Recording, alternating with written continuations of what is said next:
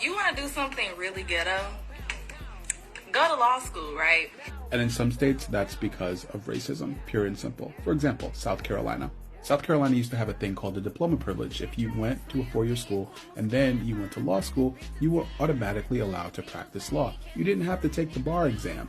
But the thing is, a lot of law schools didn't let black people in because of this thing called segregation. So all the lawyers were non-black, they were white. It wasn't until this school, SC State, South Carolina State University, a historically black college, decided that, hey, we want to start training lawyers. Did they get involved? The state legislature of South Carolina got involved. No. The barrier of entry is way too low. There's going to be way too many black lawyers. And this is what one state legislator had to say about it. A legislator wrote this to his colleagues, that the reason they're doing it is to bar from practicing law in the state.